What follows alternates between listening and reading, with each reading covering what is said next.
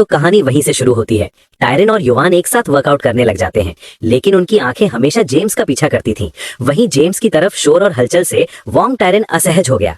इस समय कई लड़कियों ने अपनी ट्रेनिंग छोड़ दी और जहां जेम्स दौड़ रहा था वहां भाग गईं। वहीं युवान ने उत्सुकता से कहा, हनी चलो वहां चलकर देखते हैं। जिस पर वोंग टायरन ने परेशान चेहरे के साथ मन ही मन सोचा, ये लड़का अब क्या कर रहा है? वो पहले से ही बदसूरत है, लेकिन फिर भी इतनी मुसीबत खड़ी कर रहा है। वहीं ट्रेडमिल पर जेम्स अभी भी तेजी से दौड़ रहा था।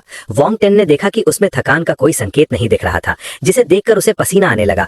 और इस समय लड़कियां ट्रेनिंग पर ध्यान नहीं दे रही थीं, बल्कि जेम्स के चारों ओर बड़बड़ा रही थीं। क्या उसका शरीर ऐसा है जिसे मैं देख सकती हूँ? मैं इसे आजमाना चाहती हूँ। इसके अलावा वो एक हैंडसम लड़का है, मैं उसे काले सूट में देखना चाहती हूँ। ये बहुत हॉट होगा। वे उसका सूट उतार देंगे। उसकी मांसपेशियों की मोटाई बिल्कुल सही है। उसने इतनी अच्छी ट्रेनिंग कैसे की? हे भगवान, वो 1 घंटे तक तेज गति से दौड़ते हुए बहुत कूल लग रहा है। पसीने से जेम्स शर्ट भीगते हुए देखकर एक लड़की खुद को रोक नहीं पाई और चिल्ला पड़ी, मैं अब और बर्दाश्त नहीं कर सकती। मैं उसके शरीर से पसीना बहते हुए देख रही हूँ। और हम देखते हैं कि उस लड़की की नाक से खून निकलने लग जाता है और वो बेहोश हो गई। पीछे मुड़कर युआन ने कुछ अजीब देखा, जिसे देखकर उसका पूरा शरीर कांप गया। वहीं वोंग टेन ने भौहें सिकोड़ी और युआन को बुलाया, लेकिन उसकी आंखों का बस जेम्स की कूलनेस पर ध्यान नहीं दिया। इस समय वहां उसके लिए जेम्स का शरीर था और उसके हार्मोन बढ़ रहे थे और उसके चेहरे से पसीने की गर्म बूंदें लगातार गिर रही थीं। युआन ने सोचा, ये शरीर सच में कमाल का है। इसके साथ ही सिस्टम ने जीए युआन के पछतावे के स्तर के बारे में भी एक नोटिफिकेशन जारी किया, जिस पर जेम्स ने खुद ही मुस्कुराते हुए सोचा, मुझे लगता है कि तुम्हारे लिए शरीर सबसे जरूरी चीज है। वो सोचने में इतना खो गया था कि उसे पता ही नहीं चला कि उसकी मुस्कान से कई लड़कियां उससे प्यार करने लगी थीं। उनमें से एक खुद को रोक नहीं पाई और चिल्ला पड़ी, वो मुस्कुरा रहा है, वो बहुत हॉट है, मैं उस पर फिदा हो गई हूँ। और 50 मिनट दौड़ने के बाद उसने अपने शरीर से पसीना पोंछा और वोंग टायरन के पास जाकर कहा, ट्रेनर वोंग, 50 मिनट थोड़ा कम है, क्या तुम सच में मेरे लिए जिम प्लान बना रहे हो? जिस पर यह सुनकर वोंग टायरन को अपने कानों पर विश्वास नहीं हुआ। उसकी आंखें चौड़ी हो गई और मुंह खुला रह गया। उसने कहा, ये क्या बकवास है? ये लड़का पक्का दिखावा कर रहा है। ऐसा हो ही नहीं सकता कि वो बिना थके 50 मिनट तक दौड़ सके। वो किस बात का नाटक कर रहा है? उसने खुद को शांत रखने की कोशिश की। उसने कहा और सलाह दी, तुम अभी अभी दौड़ कर आए हो, आराम करने के लिए 10 मिनट आराम करो। जिस पर जेम्स ने अपनी भौहें ऊपर उठाई और अपना चेहरा खुजलाते हुए कहा, क्या मुझे आराम करना होगा? क्या ये जरूरी है? आज मेरे पास ट्रेनिंग के लिए सिर्फ 2 घंटे हैं। हमें समय बचाना चाहिए और ज्यादा चीजों की ट्रेनिंग करनी चाहिए। वहीं जेम्स का गंभीर चेहरा देखकर युआन को अपने दिल में यकीन हो गया कि वो बिल्कुल भी दिखावा नहीं कर रहा था। इसके उलट वोंग टायरन को अभी भी यकीन नहीं हुआ और उसने खुद ही अंदाजा लगाया कि वो पैसे बचाने के लिए वो ज्यादा चीजों की ट्रेनिंग करना चाहता है। उसे लगता है कि सेशन सीखना मुश्किल है और बाद में उसके पास खर्च करने के लिए पैसा नहीं होगा, इसलिए वो पैसे वसूल करने के लिए थोड़ी और ट्रेनिंग करना चाहता है ना? ये सोचकर उसने सलाह देने का नाटक किया कि ये दिखावा करने और मजाक करने की बात नहीं है। ट्रेनिंग भी सही मात्रा में होनी चाहिए। अगर तुम बहुत ज्यादा करने की कोशिश करोगे तो उसे पचा नहीं पाओगे। अगर तुम्हें आराम करने की जरूरत है तो आराम करो। अगर तुम्हारे शरीर पर ज्यादा जोर पड़ेगा तो कोई हादसा हो जाएगा। जिस पर जेम्स ने बेपरवाही से कहा, मैं बिल्कुल भी थका हुआ नहीं हूँ ट्रेनर वोंग, तुम बार बार मना क्यों कर रहे हो? क्या मेरी सेहत में कुछ गड़बड़ है? क्या मैं खुद को नहीं जानता हूँ? वहीं ये सुनकर वोंग टायरन गुस्से में आ गया, लेकिन अपनी इज्जत की वजह से उसने सिर्फ अपने मन में सोचने की हिम्मत की। ये लड़का बहुत जिद्दी हो गया है। मुझे याद है कि पहले वो सिर्फ एक कमजोर मुर्गा था। उस समय मैंने कुछ गुंडों को पैसे देकर गाओ युआन के लिए परेशानी खड़ी करने के लिए कहा था और जेम्स अपनी हद नहीं जानता, इसलिए उन्हें रोकने के लिए आगे बढ़ा। जिस पर गुंडों ने उसका पीछा किया और उसके पास लड़ने की कोई ताकत नहीं थी, इसलिए वो भाग भी नहीं पाया और कुछ ही अटैक्स में उसे जमीन पर गिरा दिया गया और तब तक पीटा गया जब तक उसकी नाक पर चोट नहीं लगी और उसका चेहरा सूज नहीं गया। उसी समय मैं एक हीरो की तरह आसमान से उतरा और उस खूबसूरत लड़की को बचाया, जिससे जेम्स के साथ एक साफ अंतर बन गया और युआन अचानक एक रियल मैन के ऑरा से प्रभावित हो गई, इसलिए वो मेरे पास आ गई। मेरी गॉडेस का ऐसा अंत कैसे हो सकता है? वही प्रेजेंट में जेम्स पूछता है कि अब हमें क्या ट्रेनिंग करनी चाहिए। उसके चेहरे पर आत्मविश्वास भरी मुस्कान थी। उसने कहा, मैं बहुत बिजी हूँ प्लीज ट्रेनर वोंग, इसलिए थोड़े ज्यादा ध्यान दे ताकि एफिशिएंसी थोड़ी बेहतर हो सके। जिस पर वोंग टायरन ने तुरंत जवाब नहीं दिया, बल्कि अपने पैरों की तरफ देखा और सोचा। वो तैयारी करके आया था। मैं उसे युआन के सामने फिर से दिखावा नहीं करने दे सकता हूँ। उसके पैर इतने पतले हैं, उनमें बिल्कुल भी मसल्स नहीं दिखती। वो पक्का रेगुलर बेसिस पर पैरों की ट्रेनिंग करना भूल गए होगा। ये सोचते हुए वो मुस्कुराया और बोला, जब से हमारा पुराना क्लासमेट यहाँ आया है, हमने तुम्हारे शरीर की स्थिति को गंभीरता से रिकॉर्ड किया है और तुम्हारे लिए खास तौर पर एक ट्रेनिंग प्लान बनाया है। मैं देखता हूँ कि तुम्हारे पैर काफी पतले हैं। तुम पक्का रेगुलर बेसिस पर उनकी ट्रेनिंग बहुत कम करते हो, जो कि ये अच्छा नहीं है। अगर तुम पैरों की ट्रेनिंग किए बिना ट्रेनिंग करोगे तो तुम जल्द ही नपुंसक हो जाओगे। वहीं जेम्स ने यह सुनकर इसे सही पाया और बोला, ये सही है, एक आदमी के लिए ये कोई छोटी बात नहीं है। और जेम्स सोचते हुए कहता है कि सिस्टम बिना स्ट्रगल के एफर्ट्स के लिए रिवॉर्ड देता है, इसलिए सिस्टम रिवॉर्ड दो। वहीं उसे जवाब में सच बताते हुए सिस्टम सामने आया और बोला, मुझसे इनाम मांगते समय होस्ट का बेशर्म अंदाज बहुत कैजुअल है। मैं होस्ट को इनाम देने से खुद को रोक नहीं पा रहा हूँ, इसलिए 10,000 का इनाम कैसा रहेगा? ये सिर्फ एक कैजुअल बात थी, लेकिन जेम्स को उम्मीद नहीं थी कि सिस्टम सच में ऐसा करेगा। वो वोंग टायरन जेम्स के पास आया और उसके कंधे पर हाथ रखा। उसकी आंखें चालाक थी और उसकी मुस्कान खतरनाक थी। उसने कहा, तो आज हम पैरों से ट्रेनिंग शुरू करेंगे, तो चलो इक्विपमेंट एरिया में चलते हैं। जिस पर जेम्स ने भी पक्के इरादे से सिर हिलाया। ठीक है। वहीं वॉन्ग टायन मुस्कुराया, ये सोचते हुए कि पैरों की ट्रेनिंग बहुत बढ़िया है, पैरों की ट्रेनिंग जबरदस्त है। एक पल रुको, मैं तुम्हें बुरी तरह से चिल्लाने पर मजबूर कर दूंगा और तुम्हें गिरा दूंगा। मैं तुम्हारे अंदर अब एक आदमी वाली फीलिंग नहीं रहने दूंगा और उस समय युआन को पता चलेगा कि तुम कितने बेकार हो और वो मुझसे और ज्यादा प्यार करेगी। वहीं युआन उसके पीछे गई। उसने भी जेम्स के पैर देखे और खुद से सोचा कि सच में हैंक जेम्स के पैर बहुत कमजोर दिखते हैं। आखिरकार वो अभी भी टायन जितना अच्छा नहीं है। एक पल बाद घड़ी में शाम के 5 बज गए। इस समय वॉन्ग टायन का चेहरा बहुत हैरान दिख रहा था। ट्रेनिंग के दौरान जेम्स ने पूछा, ट्रेनर वॉन्ग, हमने 3 इक्विपमेंट पर ट्रेनिंग की है और 1 घंटे से ज्यादा हो गया है, मुझे कोई सूजन महसूस क्यों नहीं हो रही है? क्या आपके यहाँ इक्विपमेंट का वजन स्टैंडर्ड से अलग है? वहीं ये सुनकर वॉन्ग टायन हैरान रह गया और बोला, तुमने क्या कहा? उसके बगल में खड़ी युआन पूरी तरह से मोहित हो गई थी। सिस्टम ने भी एक नोटिफिकेशन भेजा कि युआन के पछतावे का लेवल 30% बढ़ गया। ये देखकर जेम्स मन ही मन मुस्कुराया और बोला, ग्रोथ रेट तेजी से बढ़ रही थी। और जैसे ही वो जाने के लिए मुड़ा, युआन उसके पीछे भागी, जिस पर वॉन्ग टायरॉन ने हैरान होकर युआन को बुलाया। वहीं शर्माते हुए युआन ने पूछा, क्या तुम कल आ रहे हो? वहीं उसके शब्द क्या तुम कल आ रहे हो वॉन्ग टुरॉन के लिए बिजली के झटके से कम नहीं थे। आधिकारिक तौर पर इस पल से वॉन्ग टुरॉन को धोखा मिला। अब गांव युआन पूरी तरह से जेम्स पर फिदा हो गई थी। वहीं ये सुनकर टायरिन की आंखें, उसकी सांसें, यहाँ तक कि उसका दिल भी पेट में आ गया था। वहीं गांव युआन जेम्स को समर्पित होना चाहती थी। युआन ने अपना फोन निकाला और खुद ही सुझाव दिया, जेम्स, क्या हमने एक दूसरे को फ्रेंड रिक्वेस्ट भेजी है? क्या मैं तुम्हारा कोड स्कैन करूं या तुम मेरा? ये सुनकर वॉन्ग टायन हैरान रह गया। फिर जेम्स ने अपना फोन निकाला और युआन का फ्रेंड कोड स्कैन किया और अपना लक्ष्य हासिल करने के बाद वो मुस्कुराया और शान से चला गया। इस पल युआन बहुत उत्साहित थी और जेम्स को फ्रेंड बनाने के बाद उसने सिर्फ अपने फोन पर ध्यान दिया, अपने बगल में खड़े वॉन्ग टायरॉन को नजरअंदाज कर दिया, जो कि बहुत चिंतित था।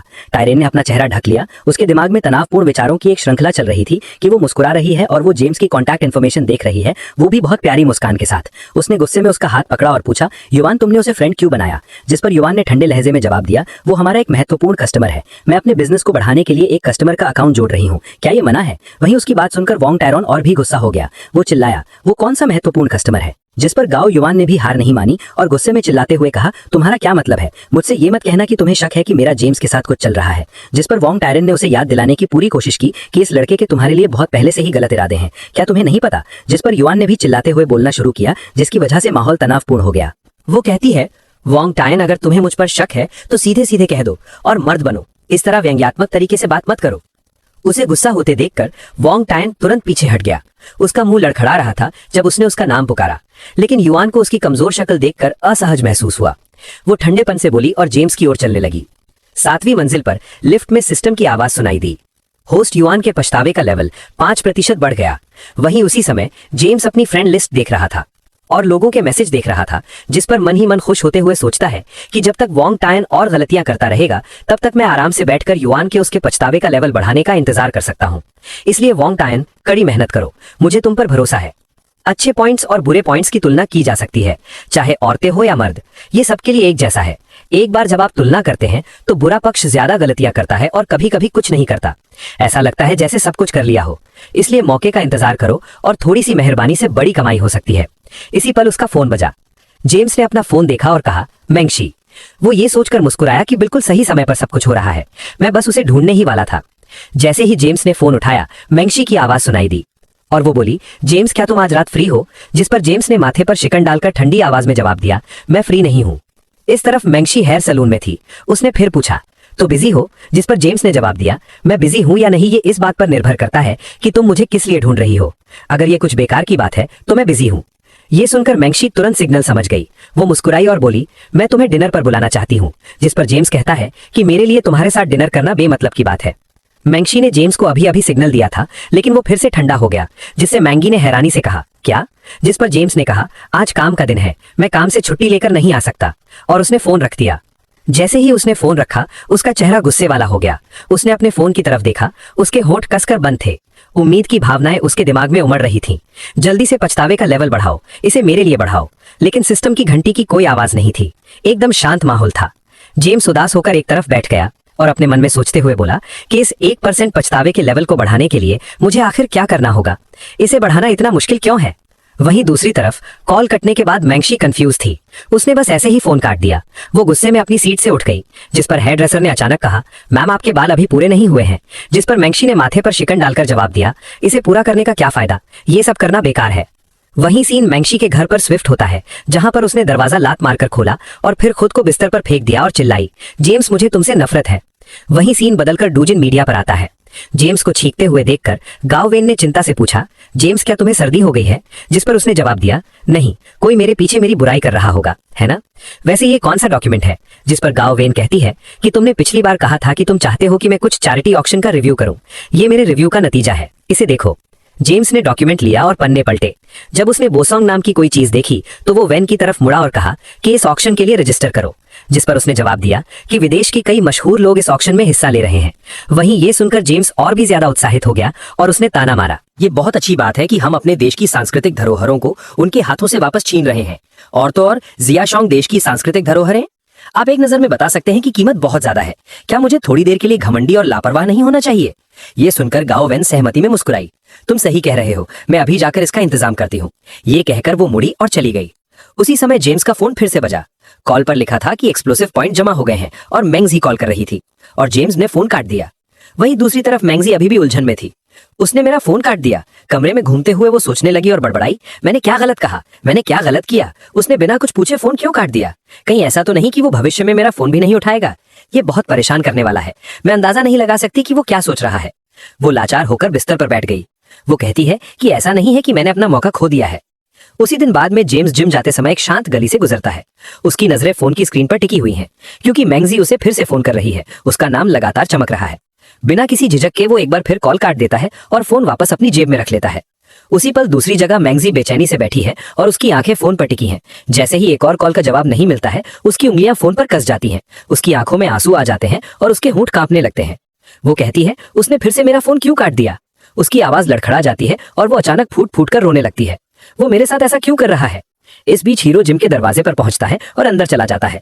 जैसे ही वो दरवाजे से अंदर कदम रखता है, गाओवेन उसे देखती है और एक बड़ी उत्साहित मुस्कान के साथ तेजी से उसके पास आती है और वो कहता है, जेम्स तुम आज इतनी देर से क्यों आए हो? जिस पर जेम्स वो थोड़ा आगे बढ़ता है और रुककर पीछे देखता है और कहता है, एक जरूरी मीटिंग थी, इसलिए मुझे देर हो गई। अपने मन में वो हर कदम का हिसाब ध्यान से लगाता है। वो बताता है कि पहला कदम, बहुत ज्यादा उत्सुक मत दिखो, लेकिन बहुत ज्यादा ठंडा भी मत रहो। सब कुछ बिल्कुल सही होना चाहिए।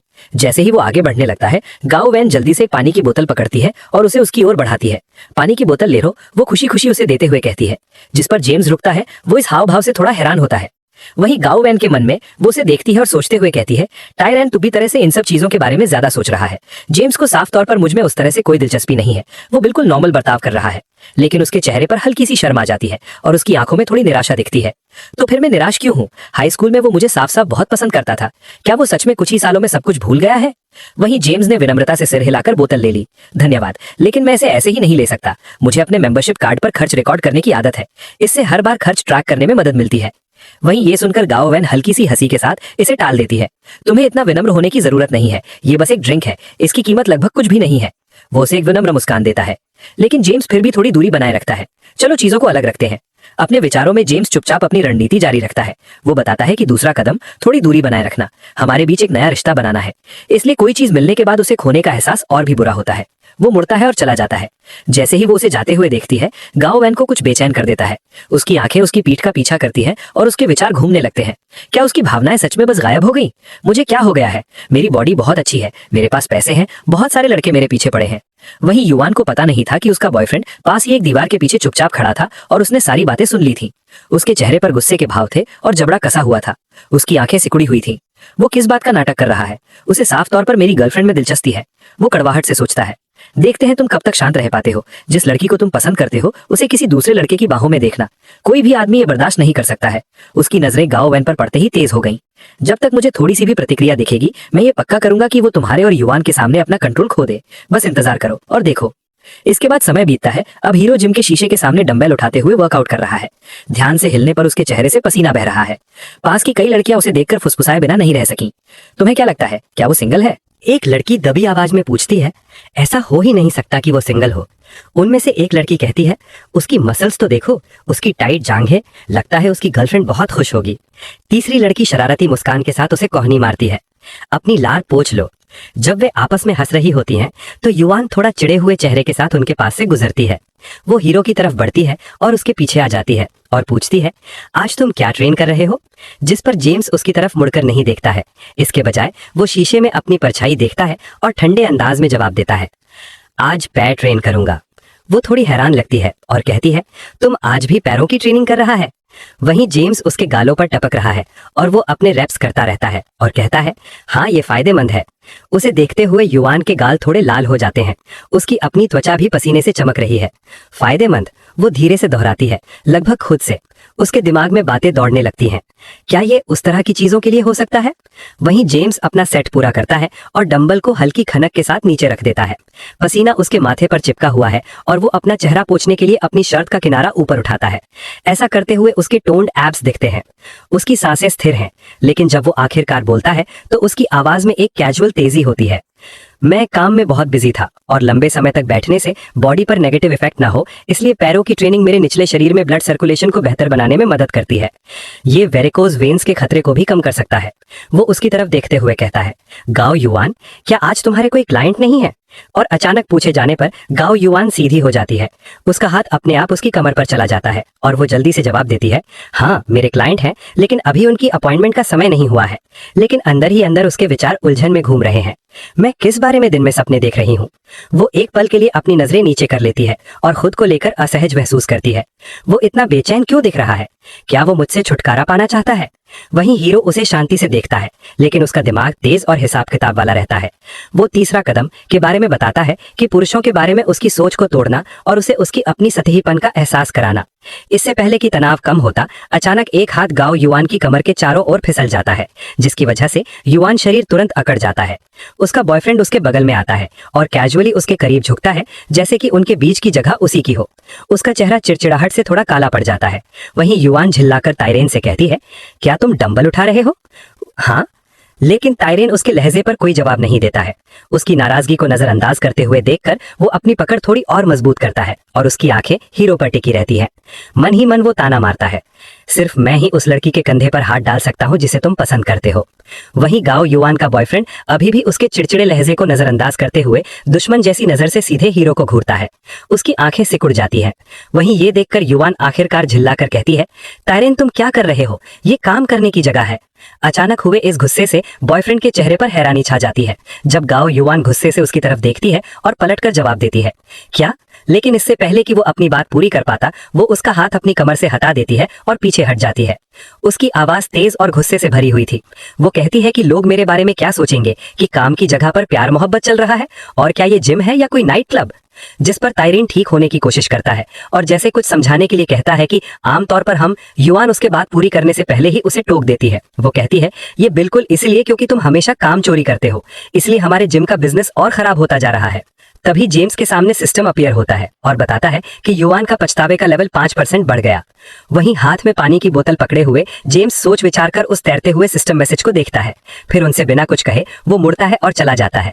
वो जाते हुए कहता है कि तुम दोनों अपनी समस्याएं खुद सुलझाओ, मैं अकेले ट्रेनिंग करने जा रहा हूँ, लेकिन कोच वॉन्ग मुझे ज्यादा इंतजार मत करवाना। जैसे ही वो दूर जाता है, उसके होठों पर एक शांत, लगभग शरारती मुस्कान आ जाती है और जेम्स अपने मन में सोचता है, वॉन्ग ताइरेन, तुम सच में एक परफेक्ट विंगमैन हो, धन्यवाद।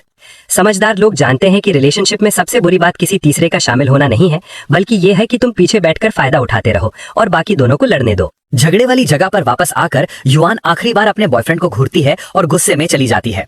वहीं ताइरेन घबराकर वो पीछे से उसकी कलाई पकड़ लेता है और कहता है, युआन तुम्हें आज क्या हुआ है? क्या तुम्हारे पीरियड्स आने वाले हैं? वहीं ये सुनकर वो जम जाती है और फिर अविश्वास भरी गुस्से वाली नजर से उसकी तरफ मुड़ती है। क्या तुम और जोर से बोल सकते हो ताकि पूरे जिम को पता चल जाए कि मुझे पीरियड्स आने वाले हैं? वहीं ये सुनकर ताइरेन सहम जाता है और कहता है, मेरा मतलब वो नहीं था। लेकिन युआन उसे बात पूरी नहीं करने देती। उसकी आवाज तेज और पक्की थी। वहीं ताइरेन उसे उलझन में और हैरान होकर देखता रहता है। युआन युआन, लेकिन वो बिना धीमे हुए उसकी तरफ देखती भी नहीं है। वो चली जाती है। उसकी आवाज ठंडी और बेपरवाह थी। वो कहती है, मैंने तुमसे बात करने के लिए नहीं कहा, मेरे पास मत आना और तुम बहुत परेशान करने वाले हो। युआन शब्द उसे थप्पड़ की तरह लगते हैं। वो वहीं जम जाता है और हिल भी नहीं पाता है। कमरे के दूसरी तरफ वो देखता है कि हीरो अभी भी शांति से डंबल के साथ ट्रेनिंग कर रहा है। ऐसा लग रहा था जैसे इन सब बातों का उस पर कोई असर नहीं हुआ हो। ताइरेन के अंदर गुस्सा उबल रहा था। वो कहता है, जरूर जेम्स ने ही अभी युआन से कुछ कहा होगा। वो कड़वाहट से सोचता है कि धिक्कार है, अगर मैंने तुम्हें थोड़ा परेशान नहीं किया तो तुम्हें कभी पता नहीं चलेगा कि मैं सच में कौन हूँ। निराशा से उसके हाथ कांपने लगते हैं और वो अपना फोन निकालकर एक नंबर डायल करता है और कहता है हाँ जिम के पास आ जाओ। वो फोन पर बड़बड़ाता है, मुझे आज थोड़ा गुस्सा निकालना है। वहीं कुछ देर बाद हीरो अपना वर्कआउट खत्म करता है और जिम से बाहर निकलता है। वहीं हवा अब ठंडी हो गई थी और उसकी सांसें सामान्य हो गई थी। पीछे से एक जानी पहचानी आवाज आती है, हल्की जल्दबाजी वाली और थोड़ी सांस फूलती हुई, जेम्स रुको। वो थोड़ा मुड़ता है और हम देखते हैं कि ये युवान है जो कि दौड़कर जेम्स के पास आती है। उसका चेहरा एक्साइटमेंट और एक गर्म भरोसेमंद मुस्कान से चमक रहा है। वो कहती है चलो आज रात डिनर करते हैं, हम सब क्लासमेट हैं जो सालों से एक दूसरे से नहीं मिले हैं, इसलिए चलो मिलते हैं।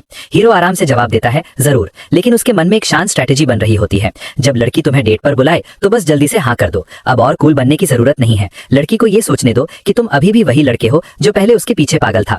वहीं गांव युवान मुस्कुराती है और अपने बालों को कान के पीछे करती है बड़े ही अंदाज से।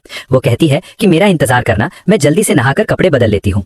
वो मन ही मन वो सोचती है कि मुझे पता है कि वो मेरे लिए अपनी फीलिंग्स को पूरी तरह से नहीं भूल सकता है। मुझे पता है कि मुझ में अभी भी चार्म है। वो जिम की तरफ वापस मुड़ती है और जाते जाते उसे आखिरी बार देखती है और कहती है कि भले ही वो अंदर से शांत होने का नाटक कर रहा हो सकता है कि वो शायद घबरा रहा होगा, है ना।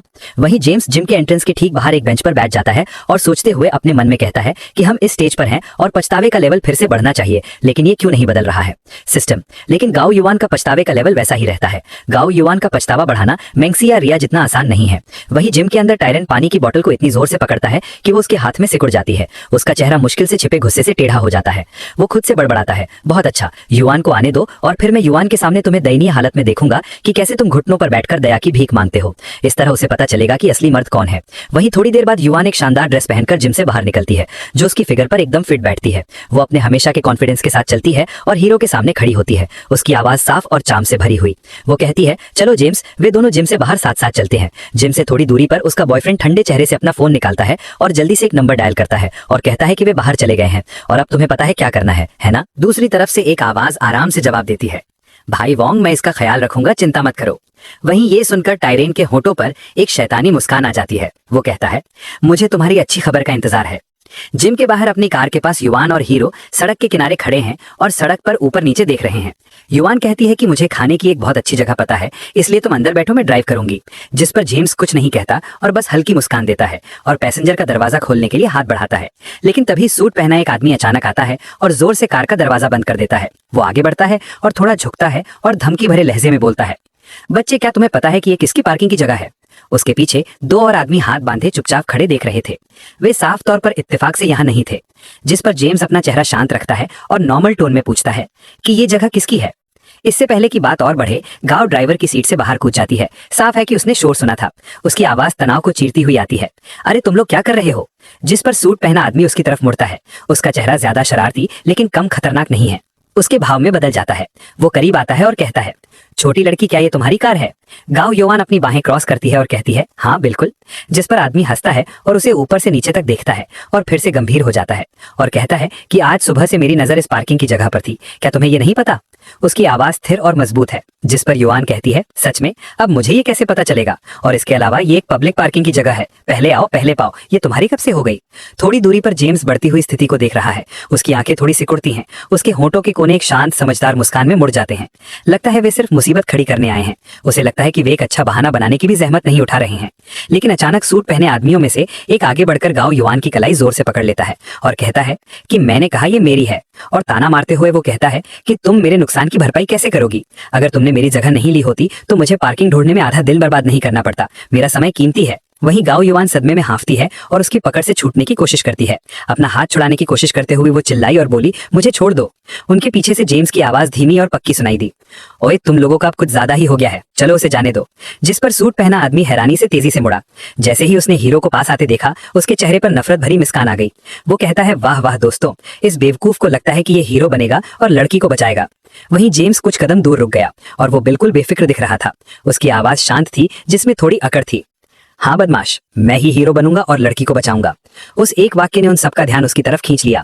वो तीनों आदमी एक कदम आगे बढ़े। वो अपनी उंगलियां चटकाते हुए कहते हैं, आज हम तुम्हारी टांगे तोड़ देंगे। वहीं ये देखकर गांव युवान ने घबराकर अपना फोन टटोला। उसके सीने में घबराहट बढ़ रही थी। वो कहती है, मैं वोंग टियान को फोन करूंगी और वो मदद करने आएगा। लेकिन हीरो ने ठंडे दिमाग से मुस्कुराते हुए हाथ उठाकर उसे रोक दिया और वो कहता है, इसकी कोई जरूरत नहीं। जिस पर युवान कंफ्यूज होकर पलके झपकाती है। बहुत देर हो चुकी है। वहीं थर्ड रेट गैंगस्टर आगे बढ़ता है। उसकी आवाज में मजाक उठ रहा है। छोटे बदमाश, तुम जल्दी समझ जाओगे। अगर तुम घुटने टेक कर रहम की भीख मांगो और कहो, बड़े भाई मुझे माफ कर दो, प्लीज इसे जाने दो, तो मैं पूरी बात भूल सकता हूँ। लेकिन हीरो नहीं हिचकिचाता है। वो उस आदमी से आंखें मिलाता है और कॉन्फिडेंस से जवाब देता है, मैंने कहा था कि तुम्हारे भागने के लिए बहुत देर हो चुकी है। वहीं ये सुनकर गुंडा गुर्राता है और उसकी तरफ झपटता है, लेकिन इससे पहले कि वो आदमी उस पर उंगली रख पाता, हीरो हिल जाता है और एक तेज मुक्का सीधे गुंडे के जबड़े पर लगता है और उसके पंच की वजह से उसके दांत टूट जाते हैं और उसका शरीर उड़कर जमीन पर गिर जाता है। उसी सांस में हीरो दूसरे आदमी को घुमाकर सीधे चेहरे पर लात मारता है, जिससे वो तुरंत गिर जाता है। वहीं आखिरी गुंडा जो पीछे रह गया था बीच में ही जम जाता है। वहीं युवान जो कि पास में खड़ी है, उसकी आंखें हैरान रह जाती हैं, जैसे उसने अभी मूवी का सीन देखा हो। वहीं बचा हुआ आदमी हैरान होकर जमीन पर गिर जाता है। वो अपना चेहरा सहलाता है। वहीं जेम्स धीरे धीरे उसकी तरफ बढ़ता है और उसके सामने रुककर नीचे देखता है। वो उससे कहता है कि क्या तुम जानते हो मैंने तुम्हें क्यों नहीं मारा? वो आदमी कांपते हुए उसे घूरता है। वो जल्दी से अपना सिर हिलाते हुए कहता है, ताकि मैं उन्हें हॉस्पिटल ले जा सकूं। थोड़ी देर बाद सब शांत हो जाता है। पार्किंग लॉट फिर से शांत हो जाता है। जेम्स आराम से गांव की कार का पैसेंजर दरवाजा खोलता है।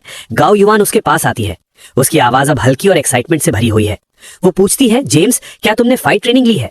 जिस पर जेम्स कहता है, भला ट्रेनिंग में क्या है, चलो क्या हम खाना नहीं खाने वाले थे? वे दोनों कार में बैठ जाते हैं और दरवाजे पीछे बंद कर लेते हैं। युवान एक तिरछी नजर से उसे देखती है। उसकी नजर एक पल के लिए वहीं टिक जाती है। उसका दिमाग तेजी से चलने लगता है। वो सोचती है कि जेम्स इतना अच्छा फाइटर कैसे है, वो पीछे कितना कूल था। लेकिन एक सेकंड बाद वो नीचे देखती है। उसके एक्सप्रेशन में हल्की सी निराशा, जैसे कुछ अनसुलझा सा हो। तभी जेम्स की आंखों के सामने एक सिस्टम नोटिफिकेशन चमकता है। सिस्टम बताता है कि गांव युवान का अफसोस का लेवल 20% बढ़ गया है। जब जेम्स उसे देखता है तो उसके होठों पर एक शरारती मुस्कान आ जाती है। क्या मदद की है, दुनिया में सच में अच्छे लोग हैं। वो मन ही मन मुस्कुराते हुए सोचता है और जैसे ही कार पार्किंग से बाहर निकलती है, वो सीट पर पीछे झुक जाता है। वहीं कुछ टाइम बाद सीन एक शानदार रेस्टोरेंट में शिफ्ट होता है, जहां जेम्स और गांव युवान एक प्राइवेट टेबल पर साथ बैठे हैं। एक वेटर प्रोफेशनल अंदाज में उनके पास आता है और उन्हें वाइन की एक बढ़िया बोतल पेश करता है। औपचारिक अंदाज में वेटर ने अनाउंस किया, सर मैडम ये पेट्रूस है, कृपया इसका आनंद लें। ये सुनकर जेम्स ने हल्की मुस्कान के साथ वेटर की तरफ देखा, साफ तौर पर उसके इस जेस्चर की तारीफ करते हुए। वहीं गांव युवान अपने वाइन का गिलास पकड़े हुए उसे थोड़ा ऊपर उठाती है और एक सच्ची नजर से जेम्स की तरफ मुड़ती है। वो कहती है कि ये ड्रिंक उसके लिए है, अपनी कृतज्ञता दिखाने के लिए एक छोटा सा तोहफा। वो आगे कहती है कि जो उसने किया वो उसके लिए वो कितनी शुक्रगुजार है। वो मानती है कि अगर वो बीच में नहीं आता तो उसे समझ नहीं आता कि स्थिति को कैसे संभालना है। युवान की आवाज में राहत और तारीफ दोनों का मिश्रण था। उसी समय जेम्स भी अपना गिलास उठाता है और धीरे से उसके गिलास से टकराता है और सहमति जताता है। उस पल उनके बीच एक खामोश समझ थी। फिर बातचीत को कुछ और पर्सनल बनाते हुए गांव युवान का लहजा और भी नर्म हो जाता है। वो जेम्स को बताती है कि पिछले साल एक गैदरिंग में उसके हाई स्कूल के एक क्लासमेट ने बताया था कि उसे शहर में नौकरी मिल गई है। वो हल्की मुस्कान के साथ पूछती है कि क्या उसके लिए सब कुछ ठीक चल रहा है। वहीं जेम्स इस सवाल से बचता नहीं है।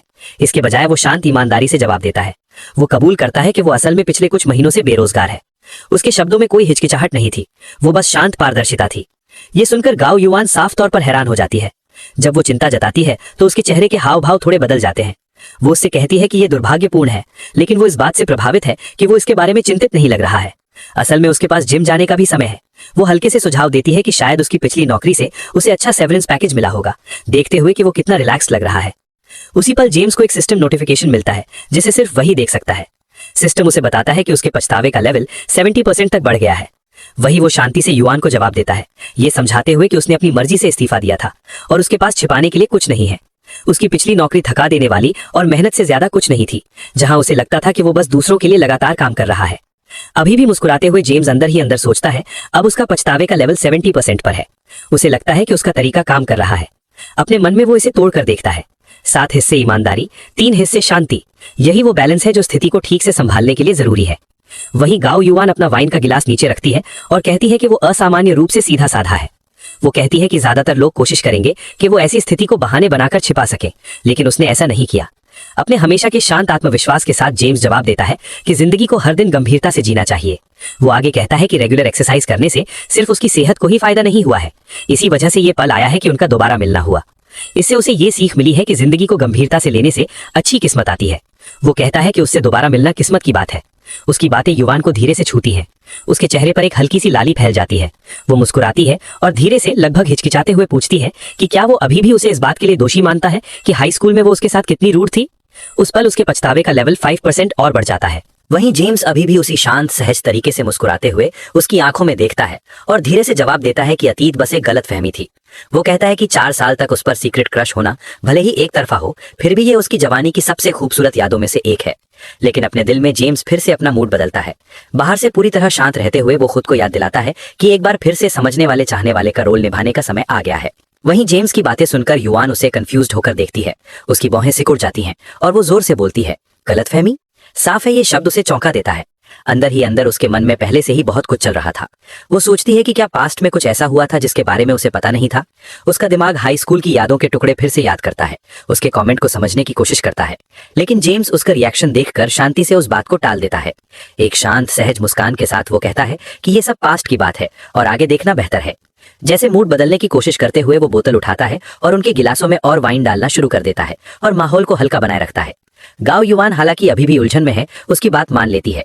वो लगभग अनजाने में उसकी बात दोहराती है और कहती है, सच है, ये सब पास्ट की बात है। उसकी आवाज नरम है, लेकिन उसका मन अभी भी पहले वाले कमेंट को भुला नहीं पाया है। फिर अचानक जेम्स अपना वाइन का गिलास उठाता है और टोस्ट करता है और सच्ची आवाज में वो कहता है कि वो उसके और भाई टायरॉन के लिए जिंदगी भर की खुशी की कामना करता है। लेकिन वो शब्द हल्के से नहीं पड़ते। तुरंत गांव का मूड बदल जाता है। उसका चेहरा गुस्से से बिगड़ जाता है और वो उससे मुंह फेर लेती है। उसकी आवाज ऊंची हो जाती है और वो गुस्सा करती है और कहती है, जिंदगी भर की खुशी? हम अभी सिर्फ डेटिंग कर रहे हैं, शादी के बारे में किसने कहा? जिस पर जेम्स उसके तेज रिएक्शन से हैरान होकर जबरदस्ती हंसता है। उसके माथे पर पसीने की एक बूंद आ जाती है क्योंकि वो बात को संभालने की कोशिश करता है। वो जल्दी से अपनी बात से पलट जाता है और कहता है कि उसने बिना सोचे समझे बोल दिया। फिर घबराकर खाओ खाओ कहकर बातचीत को खाने की तरफ मोड़ने की कोशिश करता है। कुछ समय बीतता है और आखिरकार जेम्स अपनी सीट से खड़ा हो जाता है। वो अपना शांत व्यवहार बनाए रखता है। वो बहाना बनाता है और उसे बताता है कि वो वॉशरूम जा रहा है। उसकी आवाज विनम्र है, लेकिन उसके हाव भाव में एक साफ ठंडक है। गांव युवान उसके रवैये में ठंडक महसूस करके बिना कुछ कहे छोटा सा सिर हिलाती है और चुपचाप देखती है जैसे ही वो टेबल से दूर चला जाता है। अब वो अकेली बैठी है, लेकिन कुछ ही देर बाद उसका फोन बजने लगता है। वो स्क्रीन देखती है कि ये वोंग टियान का फोन है। नाराज होकर वो कॉल उठाती है और तेज आवाज में जवाब देती है, क्या है? दूसरी तरफ से वोंग टियान उसे कैजुअली ग्रीट करता है और पूछता है कि वो कहाँ है। उसकी आवाज खुशमिजाज और अनजान है, जिस पर वो पलट कर जवाब देती है। उसे याद दिलाती है कि उसने पहले ही उसे बता दिया था कि वो जेम्स के साथ डिनर पर जा रही है। वो बताती है कि जब उसने ये बात कही तो वो वही मौजूद था। उसकी चिड़चिड़ाहट बढ़ जाती है जब वो सवाल करती है कि क्या वो उस पर नजर रख रहा है। इस बीच जिम में वोंग टियान एक टेबल पर फोन कान से लगाए हुए बैठा है। उसकी आवाज ज्यादा परेशान हो जाती है जब वो पूछता है कि क्या वो ठीक है, लेकिन मन ही मन वो बेचैन है। वो परेशान है क्योंकि जिन लोगों को उसने हालात पर नजर रखने का काम सौंपा था वे उसके फोन का जवाब नहीं दे रहे हैं। वो उनकी गैर भरोसेमंद होने पर गुस्सा करता है। सोचता है कि जब सबसे ज्यादा जरूरत है तो उनमें से कोई भी फोन क्यों नहीं उठा रहा है। अचानक गाओ युवान फोन पर वोंग टियान पर गुस्सा करती है। उसकी आवाज तेज और गुस्से वाली है जब वो पूछती है कि उसे क्या दिक्कत हो सकती है। फिर तेज आवाज में वो उस पर आरोप लगाती है और कहती है कि उसकी बातों से ऐसा लग रहा है कि वो कुछ इशारा कर रहा है। वहीं ये सुनकर वोंग टियान तुरंत घबरा जाता है। उसकी आवाज लड़खड़ा जाती है और वो मुश्किल से ही मना कर पाता है। लड़खड़ाते हुए शब्दों में वो जोर देता है कि वो बस उसकी चिंता कर रहा है और कुछ नहीं। लेकिन गाओ युवान उसे इतनी आसानी से नहीं छोड़ती है। जैसे ही वो उससे दूसरा सवाल पूछती है उसका लहजा सख्त हो जाता है। क्या वो सच में उसके बारे में चिंतित है या तुम्हें इस बात की चिंता है कि मैं किसी और के साथ भाग जाऊंगी? इस सवाल में टेरेन पूरी तरह से चौंका दिया। वो जिम में अपनी सीट से उछल पड़ा। अब साफ तौर पर परेशान दिख रहा था। उसे शांत करने की बेताब कोशिश करते हुए उसने फिर से सब कुछ मना कर दिया, कहते हुए कि वो ऐसा सोच भी नहीं सकता है। उसने उससे विनती की कि वो उसे गलत ना समझे और उसे यकीन दिलाए कि उसने हमेशा उस पर भरोसा किया है। लेकिन गाओ युवान साफ तौर पर अब और बहस करने के मूड में नहीं थी। उसकी बात काटते हुए उसने ठंडे लहजे में कहा कि उसने अभी खाना भी खत्म नहीं किया है। अगर उसे किसी बारे में बात करनी है तो वे बाद में करेंगे। एक और शब्द का इंतजार किए बिना उसने फोन काट दिया। फिर सीन जेम्स पर शिफ्ट होता है जो अब रेस्टोरेंट के फ्रंट डेस्क पर है। रिसेप्शनिस्ट ने उसे उसका कार्ड और रसीद विनम्रता से दी और शिष्टाचार से बात की। ठीक उसी पल उसके दिमाग में चुपचाप एक और नोटिफिकेशन आया कि गाओ युवान का पछतावे का लेवल अभी 10% बढ़ गया। वहीं ये देखकर जेम्स ने हल्की सी मुस्कान दी, अचानक हुए इस इमोशनल बदलाव को समझते हुए। वो मन ही मन सोचने लगा कि उसे इतनी सही समय पर मदद किसने दी। इस बीच वापस टेबल पर गाओ युवान झुंझलाए हुए माथे से अपने फोन को घूर रही थी। उसके दिमाग में कई विचार दौड़ रहे थे। वो सोच रही थी कि वोंग टियान के साथ क्या हो रहा है। हाल ही में वो तेजी से संदिग्ध हरकतें कर रहा है। जिस तरह से उसने अभी बात की वो भी अजीब था। जब उसने पूछा क्या तुम ठीक हो तो उसका असल में क्या मतलब था। ये बात उसे सिर्फ चिंता से कहीं ज्यादा लगी। उसकी सहज बुद्धि उसे कुछ इशारा कर रही थी और वो चीजों को जोड़ने लगी। उसके दिमाग में एक संभावना बनने लगी, क्या ऐसा हो सकता है। लेकिन इससे पहले कि वो ये सोच पूरी कर पाती, जेम्स टेबल पर वापस आया और खुशी से बोला, मैं वापस आ गया। उसने तुरंत माहौल को भांप लिया और टेबल पर नजर डाली। एक ही पल में उसने समझ लिया कि क्या हुआ। जब वो गया था तब उसका फोन वहां नहीं था, इसलिए उसे उसके जाने के बाद कॉल आया होगा, शायद वोंग टियान का। उसके शक पक्के हो गए। मन ही मन जेम्स इस सोच पर मुस्कुराया कि एक बार फिर वोंग टियान ने अनजाने में उसकी मदद की है। वो सोचे बिना नहीं रह सका कि अभी जो मदद मिली वो फिर से तुमसे ही मिली। जेमी की एक हल्की सी हंसी निकल गई। जेम्स एक शैतान की तरह खतरनाक और खुश चुपचाप अपनी जीत का मजा ले रहा था। मन ही मन वो हंस रहा था कि सब कुछ कितनी अच्छी तरह से हो रहा है। शायद इसी को कहते हैं कि तुलना में अच्छा दिखना। उसका दुश्मन सारी गलतियां कर रहा है और इसकी वजह से वो बिना किसी मेहनत के उसके मुकाबले चमक रहा है। आपको ये सब बहुत मजेदार लगता है, लेकिन उतनी ही तेजी से जेम्स गियर बदलता है। वो अपना चार्म एक्टिवेट करता है और फिर से अपने रोल में आ जाता है। उसे कोमल चिंता से देखते हुए वो उससे धीरे से बात करता है। युआन युआन, वो शुरू करता है, फिर जल्दी से खुद को ठीक करता है। अरे सॉरी, मैंने तुम्हें आदत से ऐसा कह दिया। उसे ध्यान से देखते हुए वो देखता है कि वो ठीक नहीं लग रही है। देखभाल भरे लहजे में वो पूछता है कि क्या वो वापस जाकर जल्दी आराम करना चाहती है।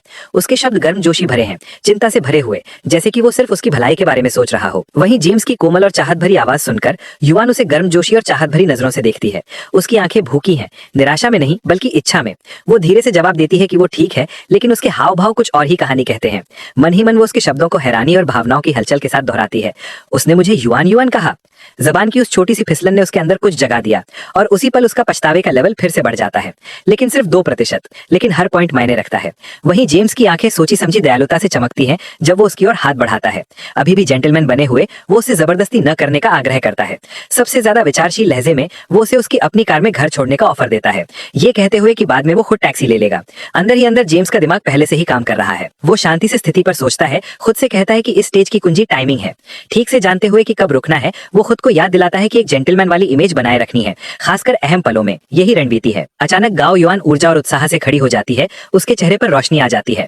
एक जिंदा दिल लहजे में वो जेम्स से कहती है कि वो आज रात उसे परेशान करेगी, साफ तौर पर उसका ऑफर स्वीकार करते हुए। जेम्स भी उतनी ही उत्सुकता से जवाब देता है, मुस्कुराते हुए कहता है कि इसमें कोई परेशानी नहीं है, आखिरकार वे पुराने क्लासमेट हैं। उसकी आवाज हल्की और चंचल है, लेकिन उसका आकर्षण जानबूझकर किया गया है। उसकी बातें सुनकर युवान उसे नरम प्यार भरी नजरों से देखती है।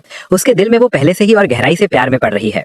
लेकिन फिर जेम्स बस अपने मन में सोचता है और एक शरारती मुस्कान देता है। वो सोचता है कि देखते हैं कि क्या आज रात का पछतावा 99% का आंकड़ा पार कर जाएगा। कहानी वहीं से शुरू होती है। जेम्स सोचता है कि क्या आज रात का पछतावा 99% का आंकड़ा पार कर जाएगा। इसके बाद सीन बदलता है और एक बिल्डिंग के गेट पर गाड़ी रुकती है। सबसे पहले जेम्स बाहर निकलता है और दूसरी तरफ जाकर शिष्टाचार से गाओ युआन के लिए दरवाजा खोलता है। और बाहर निकलने के बाद युआन उसकी तरफ देखती है और पूछती है, सच में थोड़ी देर के लिए भी अंदर नहीं आओगे? बस एक गिलास पानी के लिए भी नहीं, या फिर थोड़ी बातचीत के लिए भी नहीं? वैसे ये एक ऐसा न्योता है जिसमें बहुत कुछ छिपा है, लेकिन जेम्स जाल में नहीं फंसता है। वो अपनी हमेशा वाली हल्की मुस्कान के साथ तुरंत मना कर देता है। वो बताता है कि वो नहीं चाहता कि भाई टायरन को गलत फहमी हो। आखिर ये उसकी इज्जत के लिए भी अच्छा नहीं होगा कि रात में एक आदमी और औरत अकेले हों। अभी भी मुस्कुराते हुए वो जल्दी से अलविदा कहने के लिए हाथ बढ़ाता है और कहता है कि वे वैसे भी कुछ दिनों में जिम में मिलेंगे। और फिर बिना किसी हिचकिचाहट के वो जाने लगता है और जाते हुए कहता है कि तुम अंदर जाओ और अब मुझे भी घर जाना चाहिए। अपने मन में जेम्स गर्व से फूला नहीं समा रहा था। वो खुद से कहता है कि अब ये है सिग्मा बिहेवियर, चट्टान की तरह स्थिर, पूरी तरह से कंट्रोल में। लेकिन जैसे ही वो पूरी तरह से जाने वाला होता है, पीछे से एक आवाज आती है, जेम्स रुको। वो मुड़कर देखता है कि गाओ युवान उसके पीछे आ रही है। उसके पास आकर वो कहती है, वापस आते समय तुमने बताया था कि तुम अब लाइव स्ट्रीमिंग कर रहे हो। हमारा जिम भी लाइव स्ट्रीमिंग का बिजनेस शुरू करने के बारे में सोच रहा है। मैं तुमसे सलाह लेना चाहती हूँ। वहीं गाओ युवान की अप्रत्याशित बात सुनकर जेम्स पल भर के लिए हैरान रह जाता है। उसका चेहरा 1 सेकंड के लिए बदल जाता है और वो हिचकिचाते हुए जवाब देना शुरू करता है। लेकिन इससे पहले कि वो वाक्य पूरा कर पाता, गाओ युवान उत्सुकता से फिर से बोल पड़ती है। उसकी आवाज उत्साह और उम्मीद से भरी होती है जब वो विनती करती है, क्या तुम? वहीं जेम्स जल्दी से अपना शांत और समझदार रवैया वापस पा लेता है और हल्की मुस्कान देता है। और अपने हमेशा के शांत स्वभाव के साथ वो बताता है कि उनकी कंपनी में गाओ वैन नाम की एक मैनेजर है जिसे लाइव स्ट्रीमिंग बिजनेस के बारे में ज्यादा पता है। मैं वादा करता हूँ कि मैं उन्हें किसी और दिन मिलवाएगा ताकि वे चीजों पर ठीक से बात कर सकें। लेकिन आज रात वो जोर देता है कि बहुत देर हो गई है। वो धीरे से उसे वापस जाकर आराम करने के लिए कहता है और उसे याद दिलाता है कि वो खुद पर ज्यादा जोर न डाले। और बिना और देर किए जेम्स एक टैक्सी बुलाने के लिए हाथ उठाता है और जैसे ही टैक्सी सामने रुकती है, वो दरवाजा खोलने के लिए बढ़ता है और एक छोटी सी नजर से उसकी तरफ देखकर मजबूती से कहता है, मैं जा रहा हूँ। वहीं गांव युवानों से देखती रहती है। उसकी आंखों में निराशा झलक रही होती है और अंदर ही अंदर वो निराशा में खुद से बुदबुदाती है, मैंने उसे इस तरह से बुलाया भी था, मुझे उम्मीद थी कि वो अंदर आएगा। वहीं उसी पल जेम्स को एक नया सिस्टम नोटिफिकेशन मिलता है और एक मैसेज पॉपअप होता है। सिस्टम उसे बधाई देता है कि गांव युवान का पछतावे का लेवल आधिकारिक तौर पर 99% तक पहुंच गया है। और ठीक उसके बाद एक और इनाम का मैसेज चमकता है। उसके टोटल में 5 पॉइंट्स जुड़ गए। फिर एक के बाद एक सिस्टम मैसेज की बाढ़ उसकी आंखों के सामने भर जाती है जो उसके हाल के कामों की तारीफ कर रहे होते हैं। सिस्टम कहता है कि होस्ट ने उस खूबसूरत महिला के उत्साह भरे न्योते को ठुकरा दिया जिस पर होस्ट का सालों से क्रश था। ये तो बहुत हिम्मत वाला काम है, तुम्हें इनाम देने का मन कर रहा है, इसलिए सिस्टम आपको 6666 युआन रिवॉर्ड के तौर पर दे रहा है। होस्ट महान है और साथ ही में होस्ट एक सच्चा सिग्मा मेल है। सिस्टम गाओ युवान के बारे में एक डिटेल इन्फॉर्मेशन पैनल दिखाई देता है। उम्र 24 साल, हाइट 168 सेंटीमीटर, वजन 52 किलो, आकर्षण 8 पॉइंट्स और मौजूदा पछतावे का लेवल 99% है। सभी नोटिफिकेशन देखकर जेम्स मुस्कुराता है और जीत महसूस करता है। अपने मन में वो सोचता है कि सब कुछ कितनी आसानी से हो गया। अब उसे पूरा कंट्रोल महसूस होता है और उसके विचार हाई स्कूल के दिनों में चले जाते हैं, जब गांव युवान एक दूर की गॉडेस जैसी लगती थी। लेकिन अब वो मन ही मन हंसता है कि वो कितनी दूर आ गया है। तो क्या हुआ अगर वो खूबसूरत है? आखिर में वो भी बाकी सबकी तरह दो पैरों वाला जानवर ही है। सिर्फ इसलिए कि किसी का चेहरा सुंदर है, क्या इससे उन्हें दूसरों को नीचा दिखाने का हक मिल जाता है? वो मन ही मन मजाक उड़ाता है और उस समय की कल्पना करता है जब हजारों साल पहले हर कोई, चाहे कितना भी खूबसूरत हो, पर बालों से ढका होता था। इस घमंडी सोच के साथ जेम्स एक शैतानी मुस्कान देता है और ड्राइवर से कहता है, ड्राइवर, रिहायशी इलाके में चलो। ड्राइवर बिना किसी हिचकिचाहट के सिर हिलाता है और जल्द ही कार एक शानदार रिहायशी बिल्डिंग के सामने रुकती है। वहीं जेम्स शांत आत्मविश्वास के साथ बाहर निकलता है। उसकी आंखें उसके फोन पर टिकी होती हैं। जब वो मन ही मन सोचता है तो उसके चेहरे पर एक शरारती मुस्कान आ जाती है कि कुछ दिनों तक उसे नजरअंदाज करने के बाद अब जाल में फंसाने का समय है। अपना फ्रंट कैमरा खोलकर वो एक छोटा सा मैसेज रिकॉर्ड करता है, मैं रिहायशी इलाके के एंट्रेंस पर हूँ। फिर वो अपने सिस्टम स्टेटस पैनल पर नजर डालता है और स्टैट से संतुष्ट होता है। टैग सच में एक शानदार इफेक्ट है। लेकिन तभी बिल्डिंग का दरवाजा खुलता है और मेंगशी बाहर आती है। उसे देखकर वो गर्मजोशी से आवाज लगाती है। वहीं जेम्स ने एक कैजुअल नजर और शांति से उसे देखा। जब मेंगशी उसे देख रही थी तो वो बिना किसी कोशिश के शांत रहा। मेंगशी की आंखों में प्यार झलक रहा था। मेंगशी ने उसके पहनावे को देखा और उसके सादे कपड़ों पर ध्यान दिया। लेकिन उसके कपड़े कितने भी सादे क्यों न हो, वो उसकी तरफ खिंची चली जा रही थी। वो अपने मन में हैरान होकर सवाल कर रही थी, ये क्या हो रहा है? उसने साफ तौर पर बहुत ही साधारण कपड़े पहने हैं, लेकिन वो इतना हैंडसम क्यों है? जब मेंगशी वहां खड़ी जेम्स को देख रही थी तो अचानक उसने अपनी छाती की तरफ देखा और अपने ही रिएक्शन से हैरान होकर उसका दिल असामान्य रूप से तेजी से धड़क रहा था। उसे कुछ समझ नहीं आ रहा था और परेशान होकर उसने मन ही मन बोला, अरे मेरा दिल इतनी तेजी से क्यों धड़क रहा है? थोड़ी देर पहले ये बिल्कुल वैसा ही था। मैं शायद ज्यादा सोच रही हूँ। वहीं इस बीच जेम्स ने एक शांत, लगभग ठंडा भाव बनाए रखा। उसने सीधे उसकी तरफ देखा और सीधे पूछा, क्या तुम्हें मुझसे कुछ चाहिए था? उसका लहजा सपाट था लेकिन सीधा भी। वहीं ये सुनकर मेंगशी साफ तौर पर हैरान रह गई। जब उसने अपना हाथ अपने मुंह पर रखा तो उसके विचार घूमने लगे। वो घबरा गई और सोच रही थी कि वो मुझे क्यों देख रहा है, वो भी इतने प्यार से। ये उसके दिमाग को खराब कर रहा था, जिससे उसे लग रहा था कि वो शायद चीजों को ज्यादा समझ रही है। लेकिन उतनी ही तेजी से जेम्स की आंखें फिर से दूर और ठंडी हो गईं। जेम्स ने उसे बताया कि कुछ दिन पहले उसने सच में उसके मैसेज का जवाब नहीं दिया था। उसने माना कि बाद में सोचने पर यह थोड़ा असभ्य था और इसीलिए वो अब सीधे बात करके गलतफहमी दूर करना चाहता था। ये बात सुनकर मेंगशी अप्रत्याशित रूप से झटका लगा। उसकी आंखें चमक उठी और उसने भावनाओं के साथ सोचा कि उसे सब याद था। फिर एक नरम और ज्यादा कमजोर पक्ष दिखाते हुए मेंगशी ने पछतावे भरी नजर से थोड़ा झुककर एक न्योता दिया। उसने बताया कि उसने घर पर कुछ मीठी फर्मेंटेड चावल की शराब बनाई है और धीरे से पूछा कि क्या वो अंदर आकर थोड़ी देर बात करना चाहेगा। वहीं जेम्स ने इस ऑफर पर हल्की सी मुस्कान दी और थोड़ा मजाक करते हुए पूछा, क्या ये अच्छी है? जिस पर मेंगशी ने एक छोटी अनिश्चित हंसी दी और जवाब दिया कि मुझे नहीं पता, ये जानने के लिए तुम्हें खुद चखना होगा। कुछ कदम आगे बढ़कर जेम्स मान गया। उसने कहा कि वो थोड़ा चखेगा, लेकिन उसने ये भी साफ कर दिया कि आज रात उसे कुछ काम निपटाने हैं, इसलिए वो थोड़ी देर ही रुक सकता है, फिर उसे दोबारा जाना होगा। जिस पर मेंगशी सिर हिलाती है और बस प्यार से ठीक है कहती है। साफ है कि वो खुश है कि उसने मान लिया, भले ही थोड़े समय के लिए सही। कुछ समय बीतता है और सीन एक गर्मजोशी भरे घरेलू माहौल में बदल जाता है, जहां मेंगशी अब किचन में खाना बना रही है और खाने की खुशबू पूरे कमरे में फैल रही है और वो शांति से ध्यान लगाकर काम कर रही है। इस बीच जेम्स पहले से ही डाइनिंग टेबल पर बैठा उसे देख रहा है। उसका सिर आराम से एक हाथ पर टिका है और उसके चेहरे पर हल्की मुस्कान है। वो कमरे के दूसरी तरफ से चुपचाप उसे देख रहा है। जैसे जैसे वो खाना बनाती रहती है, मेंगशी भी चुपके से उसे देखती है और उसकी आंखों में तारीफ और जिज्ञासा का मिला जुला भाव चमकता है। उसके विचार अचानक कहीं और चले जाते हैं। क्या ये सच है कि खूबसूरती देखने वाले की आंखों में होती है? वो सोचती है और उसके गाल गुलाबी हो जाते हैं और माथे पर हल्का पसीना आ जाता है। अपने ही भटकते विचारों से घबराकर वो तुरंत मन ही मन खुद को डांटती है और शर्म से अपना माथा मलती है। मैं ये सब क्या सोच रही हूँ? जब वो दोबारा ऊपर देखती है तो उसका चेहरा अजीब होता है, घबराहट और उलझन के बीच फंसा हुआ। वहीं जेम्स मेंगशी के चेहरे पर अजीब भाव देखता है और खुद भी तुरंत उलझन में पड़ जाता है। उसके माथे पर पसीने की बूंदें आ जाती हैं क्योंकि वो समझने की कोशिश करता है कि क्या हो रहा है। मन ही मन वो सोचता है, इसे क्या हुआ? क्या इसने मशरूम खा लिए? इसका चेहरा इतना अजीब क्यों है? और माहौल को ठीक करने की कोशिश में मेंगशी खाना परोसना खत्म करती है। वो चलकर आती है और थोड़ी घबराहट भरी आवाज में जेम्स के सामने मीठी फर्मेंटेड चावल की वाइन से भरा एक कटोरा रखती है। वो कहती है, ये रहा तुम्हारा खाना। मुझे नहीं पता कि तुम्हें मीठा पसंद है या नहीं। टेबल पर चीनी रखी है, तुम खुद डाल सकते हो। जिस पर जेम्स कटोरा अपने हाथों में लेता है और उसे प्यार से देखता है और सच्चे मन से वो उससे कहता है, मेंगशी, मैंने तुम्हें इतना ख्याल रखने वाला कभी नहीं देखा था। मुझे सच में उम्मीद है कि मैं भविष्य में भी तुम्हारा ये रूप देख पाऊंगा। ये तारीफ सुनकर वो हैरान रह जाती है। वो उसके शब्दों से हैरान होकर जम जाती है और कुछ पल के लिए वो पूरी तरह चुप हो जाती है। फिर झुकी हुई नजरों और लाल गालों के साथ वो अजीब तरह से बुदबुदाती है, खाली खाली देखती हुई। तुम मेरे मैसेज का जवाब नहीं देते हो, नहीं मुझे अक्सर कॉल करते हो। मैं कैसे समझदार बन सकती हूँ? जेम्स उसी शांत मुस्कान के साथ उसे देखता है। उसकी आवाज नरम है। वो समझाता है, क्या तुम मुझे सच में नापसंद नहीं करती थी? मुझे डर था कि अगर मैंने ज्यादा बात की तो तुम नाराज हो जाओगी। लेकिन उसके मन में एक और विचार चल रहा है। मुझे लग रहा है कि आज रात पछतावे का मीटर फुल हो जाएगा। जब ये फुल हो जाएगा तो क्या होगा? अचानक लिन मिंगशी, जो अब साफ तौर पर ज्यादा इमोशनल हो गई है, पास आती है और उसके बगल में बैठ जाती है।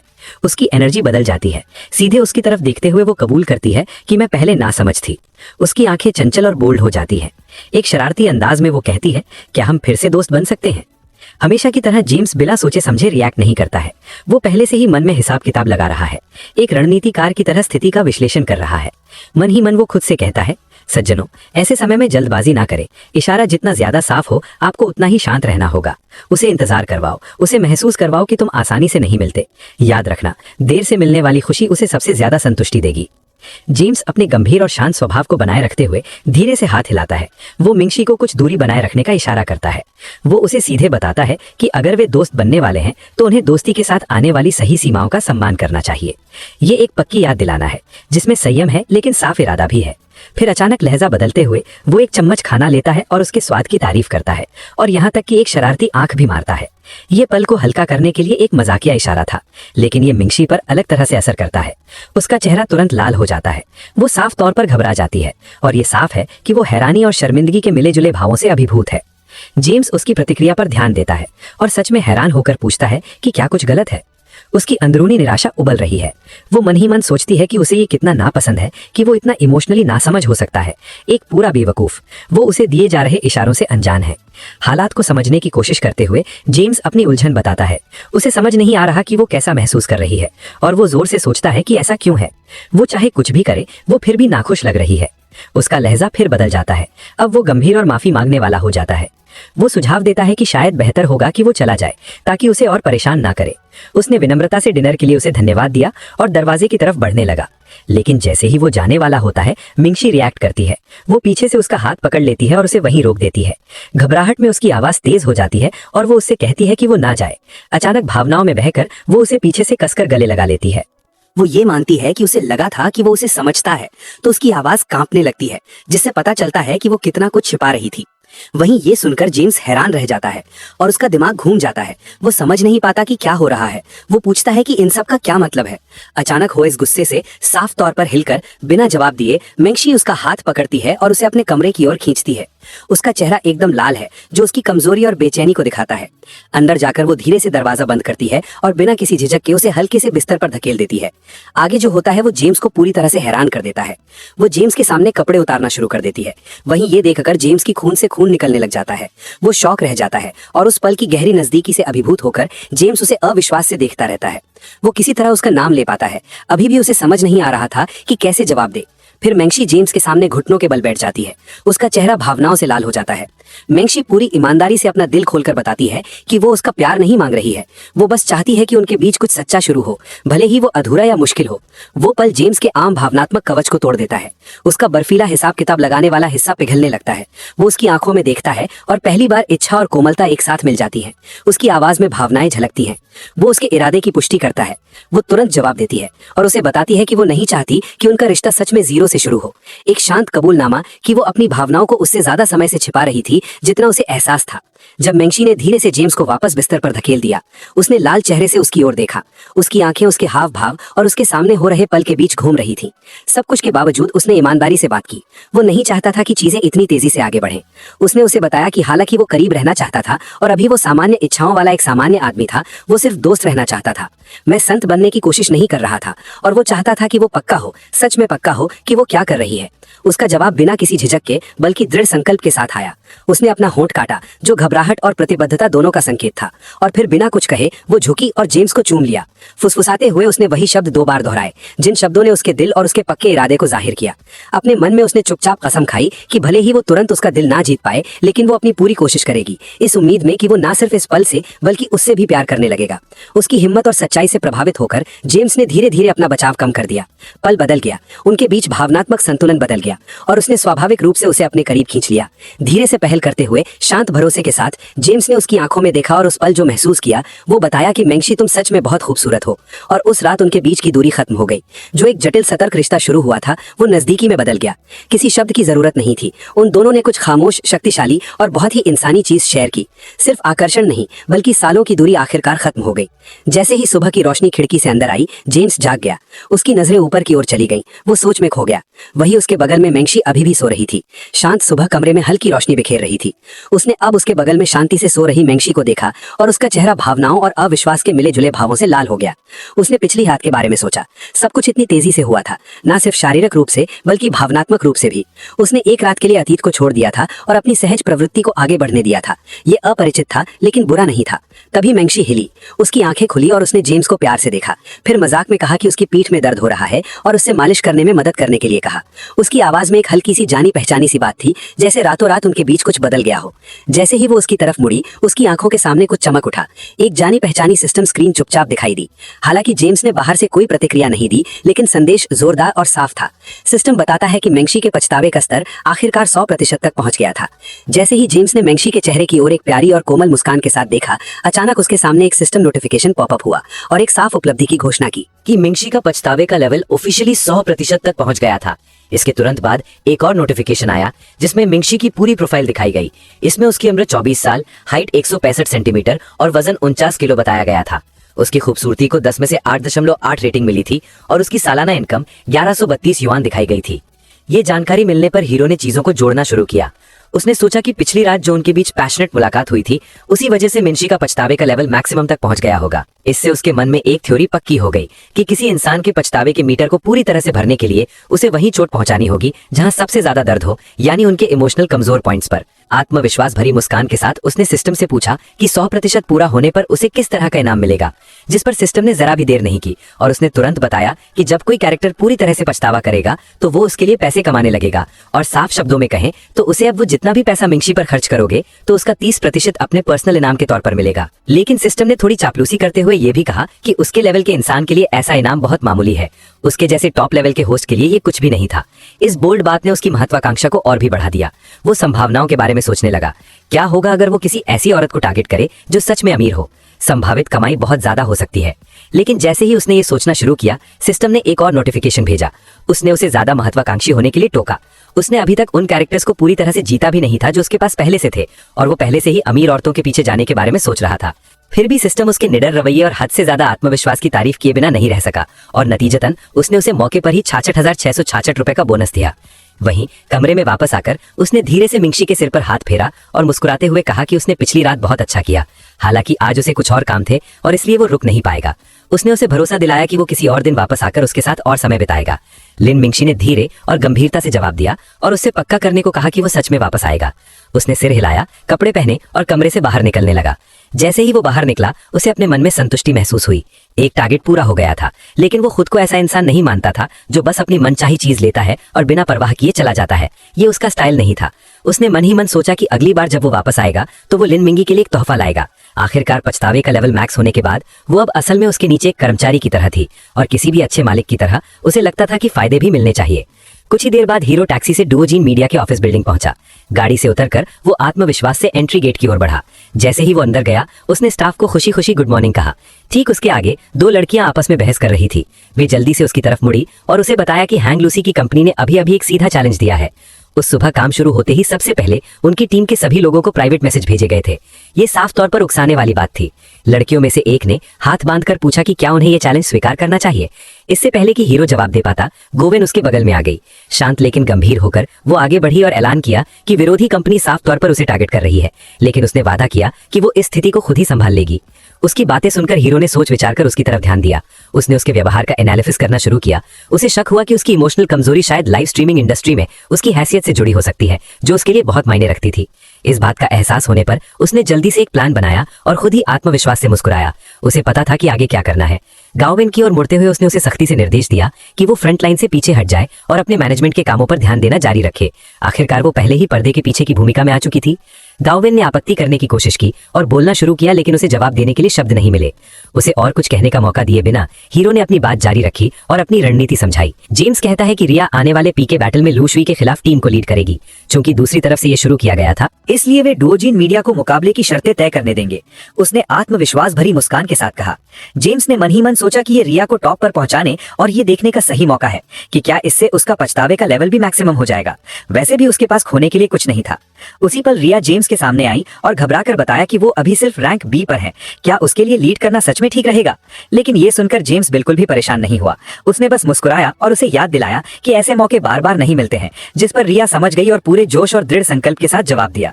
वहीं गाओवेन की ओर मुड़ते हुए जेम्स ने अपना आखिरी निर्देश दिया कि उसे लू शुई को बताना था कि उनकी तरफ से चुनौती स्वीकार कर ली जाएगी, लेकिन सिर्फ टीम बैटल के तौर पर। वहीं गाओवेन उसकी एनर्जी को समझते हुए जोश के साथ जवाब दिया और मैसेज देने के लिए सहमत हो गई। इस बीच कहीं और एक अलग ऑफिस में एक स्टाइलिश ड्रेस पहने एक लड़की अपना फोन पकड़े हुए एक कमरे में दाखिल हुई। उसने किसी को बताया कि डुओजिन मीडिया ने चुनौती स्वीकार कर ली है, लेकिन वे इसे टीम के तौर पर करना चाहते हैं। अंदर एक आदमी खिड़की की ओर मुंह करके कुर्सी पर बैठा था और बिना मुड़े ही उसने संतुष्टि भरी आवाज में खबर को स्वीकार किया। फिर अचानक ज्यादा दिलचस्पी दिखाते हुए उसने लड़की की ओर देखा और एक उंगली उठाकर पूछा कि ये कब शुरू होगा। ये आदमी सिर्फ कोई कॉम्पिटिटर नहीं था, बल्कि उसके पास भी अपना एक सिस्टम था। उसके सामने एक नोटिफिकेशन आया जिससे उसका सेटअप पता चला। वहीं इस पर्सन का नाम लियांग चाओ था और उसके सिस्टम का नाम सिम्प टाइकून सिस्टम था। उसका सवाल सुनकर लड़की ने तुरंत उत्साह से जवाब दिया कि पीके आज रात शुरू होगा। वहीं लियांग ने अपनी आंखों में आग भरी नजर से उसकी ओर देखा।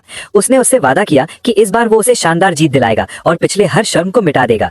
जैसे ही लड़की ने धीरे से उसके कंधों की मालिश की, उसने अपना आभार जताया और तारीफ करते हुए उससे बात की। फिर शरारती अंदाज में आंख मारते हुए उसने एक उंगली उठाई और चेतावनी दी कि अगर गाओवेन ने पीके बैटल में हिस्सा नहीं लिया तो वो ये पक्का करेगी कि गाओवेन की टीम पूरी तरह से बेइज्जत हो जाएगी। उनका ग्रुप फिर कभी सिर उठाकर नहीं चल पाएगा। उसने आगे कहा कि एक बार जब वे जीत जाएंगे तो वे नतीजे को जैसे चाहे वैसे दिखा सकते हैं और पीआर आर्टिकल्स में कहानी उनके कंट्रोल में होगी। वहीं ये सुनकर लियांग एक उंगली से अपना चेहरा रगड़ते हुए खुद ही मुस्कुरा रहा था और अपने ख्यालों में खो गया और अपने मन में कहता है कि ये बैटल जीतने से आखिरकार उसे न सिर्फ गाओवेन बल्कि रिया के लिए भी कुछ करने का मौका मिलेगा। उसके मन में था कि अगर वो इन दोनों गॉडेसेस को इतना खुश कर दे कि उन्हें बहुत अच्छा महसूस हो, तो यकीनन उसका सिस्टम उसे सोने के सिक्कों से भरपूर इनाम देगा। आत्मविश्वास के उस जोश में लियांग ने अचानक लड़की को अपनी गोद में खींच लिया और मजाक में पूछा कि जीत के बाद वो उसे किस तरह का इनाम देगी।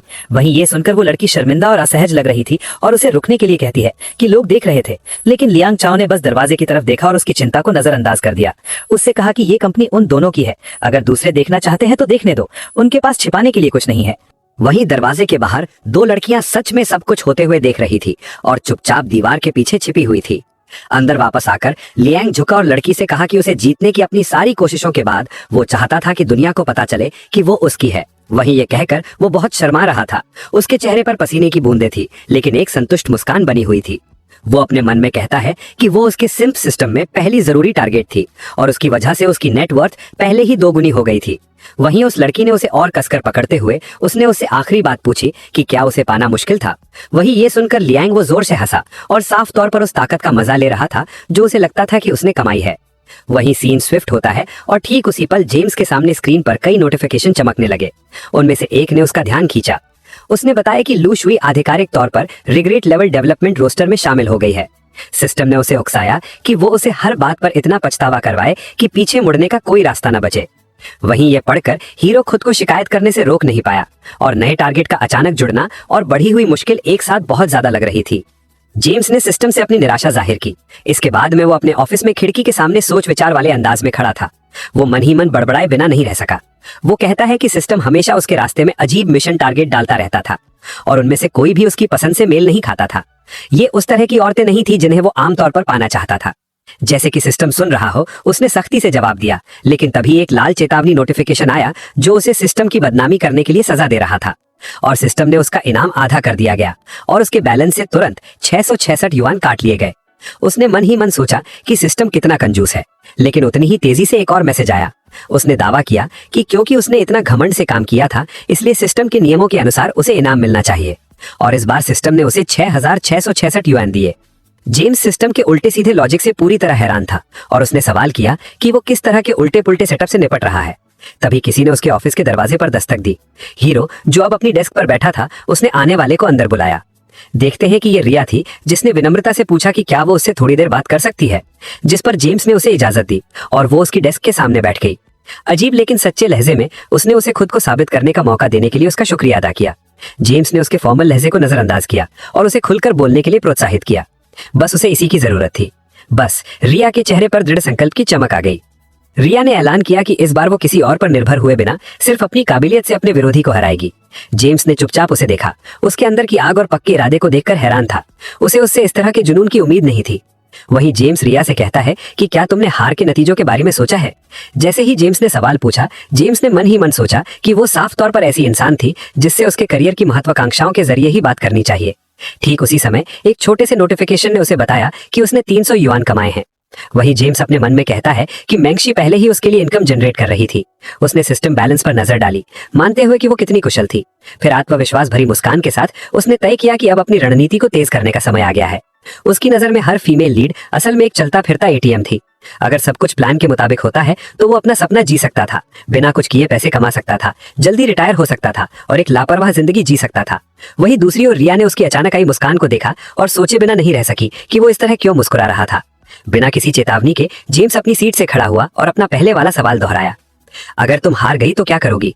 उसने सीधे उसकी तरफ देखा। उसकी नजरें पक्के इरादे से भरी थी। वो फिर मुस्कुराया, मानते हुए कि आत्मविश्वास अच्छी बात है।